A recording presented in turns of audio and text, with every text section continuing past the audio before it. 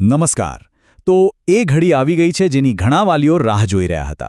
શૈક્ષણિક વર્ષ 2026-27 માટે આરટી એટલે કે રાઇટ ટુ એજ્યુકેશન હેઠળ પ્રવેશ માટેની સરકારી જાહેરાત બહાર પડી ગઈ છે. ચાલો આ આખી પ્રક્રિયાને એકદમ સરળ ભાષામાં સમજીએ, જેથી બાળકના ભવિષ્ય માટે એકદમ પક્કો નિર્ણય લઈ શકાય. અને હા, આપણે જે પણ વાત કરીશું એ કોઈ અટકળો ઉપર નહીં, પણ સીધા આ સરકારી પરિપત્ર પર આધારિત હશે. એટલે માહિતી એકદમ પાક્કી અને ભરોસાપાત્ર છે એની ખાતરી રાખજો. આ જે દસ્તાવેજ છે જેના આધારે આપણે આગળ વધીશું. તો આપણે શું જોવાના છીએ? પહેલાં તો જાહેરાતમાં શું છે એ સમજીશું, પછી જોઈશું કે કોણ અરજી કરી શકે છે, એડમિશનમાં કોને પ્રાથમિકતા મળે છે, ઓનલાઈન ફોર્મ કઈ રીતે ભરવું અને છેલ્લે સૌથી અગત્યની તારીખો કઈ છે. ચાલો તો સૌથી પહેલા અને સૌથી અગત્યના સવાલ પર આવીએ. આખરે આરટીઈ પ્રવેશ માટે કોણ અરજી કરી શકે છે? એને મુખ્ય શરત શું છે? ચાલો સમજીએ. મોટાભાગના વાલીઓના મનમાં પહેલો સવાલ આ જ હોય છે કે બાળકની ઉંમર કેટલી હોવી જોઈએ. તો આનો જવાબ શું છે? ચાલો જોઈએ. એકદમ સ્પષ્ટ નિયમ છે. 1 જૂન 2026ના દિવસે બાળકે 6 વર્ષ પૂરા કરેલા હોવા જોઈએ. આ તારીખ ખાસ નોંધી લેજો, કારણ કે ઉંમરમાં ભૂલ હશે તો અરજી રદ થઈ શકે છે.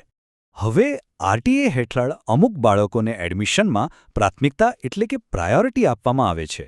આને અગ્રતા ક્રમ શ્રેણીઓ કહેવાય છે.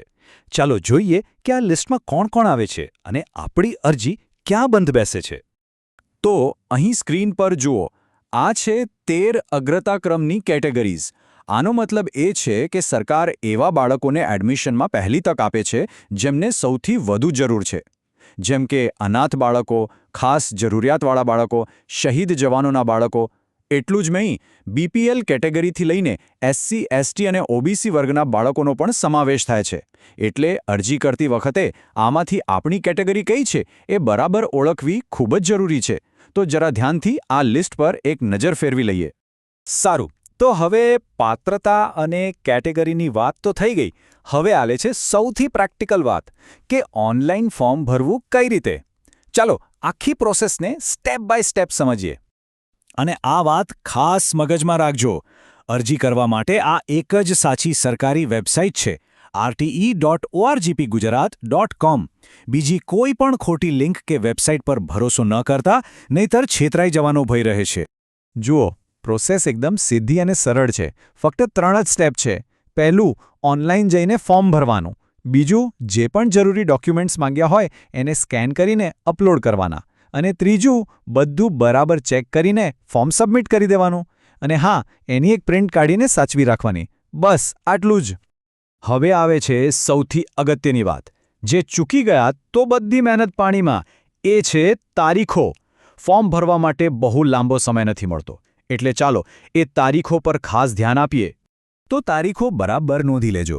ઓનલાઈન અરજી શરૂ થશે 14 માર્ચ 2026ના રોજ અને પૂરી ક્યારે થશે? 26 માર્ચ 2026ના રોજ. મતલબ કે સમયગાળો બહુ જ ટૂંકો છે. એટલે છેલ્લી તારીખની રાહ બિલકુલ ન જોતા વહેલામાં વહેલી તકે અરજી કરી દેવી. ચાલો તો આખી વાતનો સાર ફટાફટ ફરીથી જોઈ લઈએ. પહેલું, બાળકની ઉંમર 1 જૂન 2026 સુધીમાં 6 વર્ષ પૂરી હોવી જોઈએ. બીજું, કુલ 13 પ્રાયોરિટી કેટેગરી છે.